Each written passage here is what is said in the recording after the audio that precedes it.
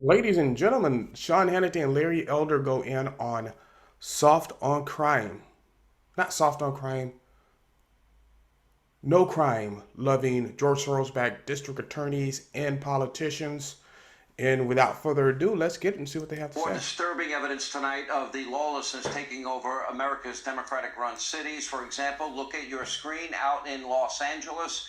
Thefts against cargo trains are now spiking, and the Union Pacific Railroad is now blasting failed far-left district attorney George Gascon for lenient sentences that downgrade serious theft charges to a lesser offense.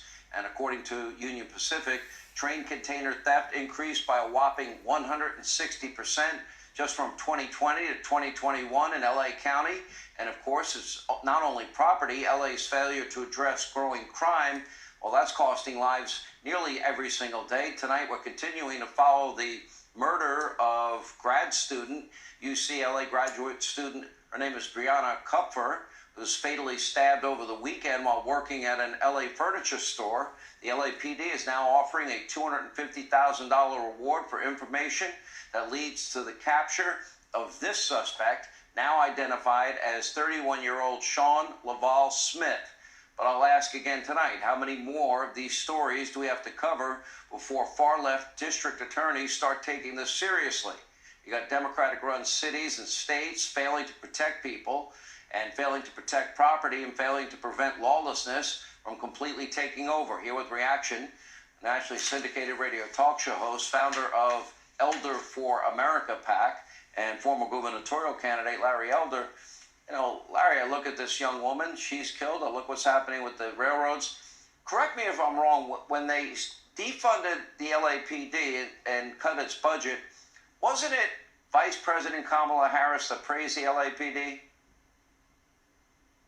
Well, that's right. Kamala Harris said that we need to reimagine the police department, and they diverted a lot of funds for so-called youth programs. And shortly after Gavin Newsom survived the recall election, Sean, he signed a bunch of bills. One of them was to reduce crime enhancement because he felt that a large number of these bad guys are gang members and they're black and brown people, and therefore they are victims of systemic racism because too many of them are black and brown.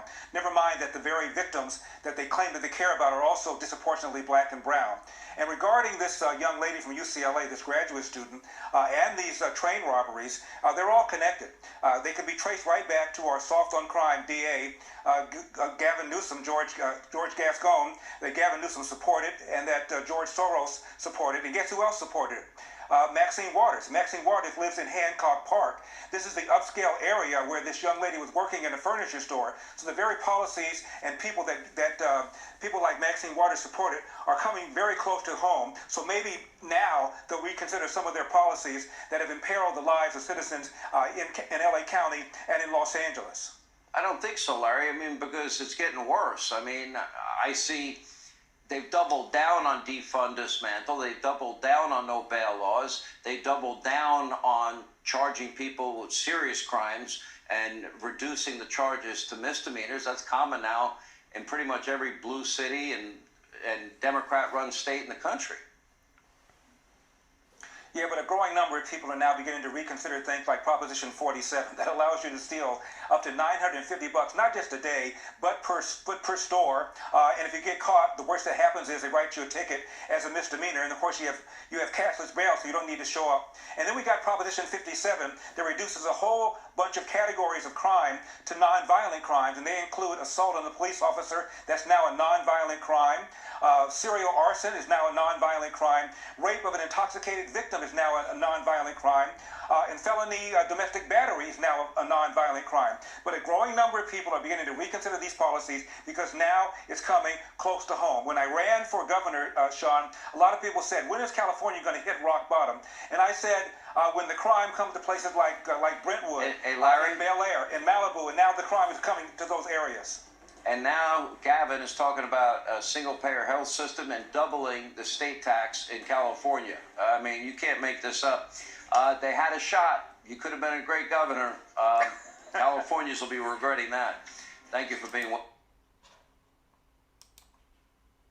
Alrighty, ladies and gentlemen, and welcome to this episode of the Dan Dawson Show. So there they were just focused on Los Angeles, but if you'll notice, there was a case Another mentally ill person pushed a young Asian woman in front of a train. She died. This is in the New York subway system. The new governor gets on and says, now people are going to be too afraid to ride the subway. Well, look what's been going on your subway. Clean it up.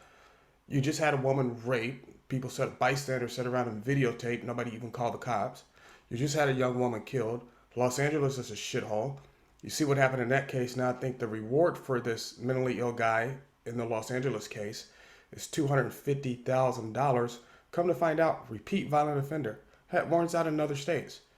But see, this is what happens when you excuse crime on the basis of race, religion, skin color, mental illness.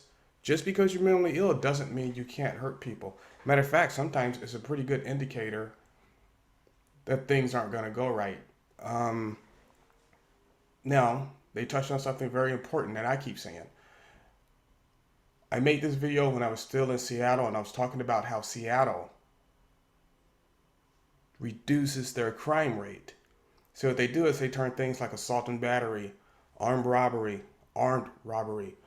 and all kind of other things into misdemeanors. And then they tell cops they can't enforce misdemeanors, they can't arrest them, all they can do is give them a ticket. Go back and look at my video.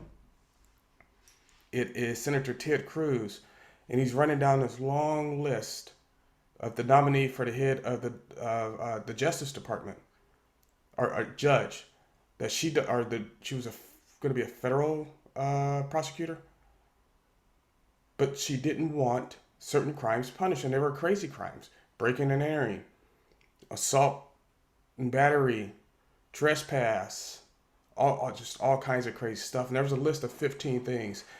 And he got this from a letter she sent out herself. So what do they think is going to happen in these blue cities? Look at all these cities that have gone to shit recently. They're all blue. I'll even throw Austin in there. Austin's a shit city now. I'm not afraid to say it. It's the capital of Texas, and I love Texas. I'm hoping we move it back to the original capital of San Antonio here soon. Just pack up the buildings and go. But see, this is what happens when you get these George Soros. We don't want to punish anybody. Look at my video of Rashida Tlaib talking about prison reform, where they want to close all federal prisons in 10 years. And her excuse was, well, do you know how many mentally ill people are in prisons, telling the reporter? And my thing is, mentally ill people commit crimes at a higher rate than not mentally ill people. Let's just be honest about it. I'm not saying that all mentally ill people are criminals. That's not what I'm saying at all. Don't get me wrong.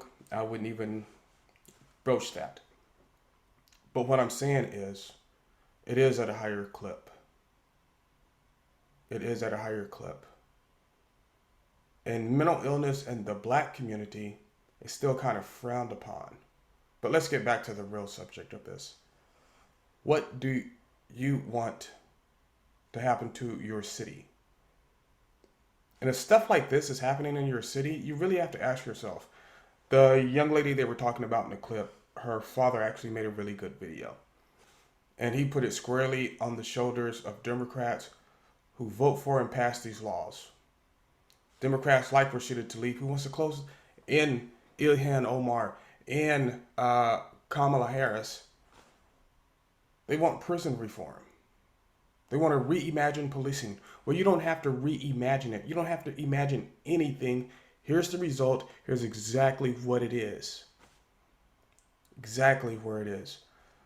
Every blue city that's defunded or reimagined policing has seen a huge spike in crime. I'm not talking 10, 15%. That would be bad enough, right? No, we're talking Chicago, 200-300%. LA, 200-300%. Seattle, 400%. It's just ridiculous that they would do this and expect people to put up with it. And this is why I say the right-minded people are winning. Nobody's going to put up with this when it's on their doorstep. And Larry Elder was right about something, that little part where him and Hannity kind of go back and forth, and Hannity's like, well, no, they're doubling down. But Larry Elder was right, because you see what happened with all the store break-ins in San Francisco. As soon as they started hitting the high-end stores, boom. People started getting arrested. people started getting arrested and they cut that crap out. So when stuff like this gets to the doors of Maxine Waters, hopefully the doors of AOC and Ilhan Omar, even though they have private security, so I don't know how much they will care. But you can't have private security 24 hours a day, 7 days a week.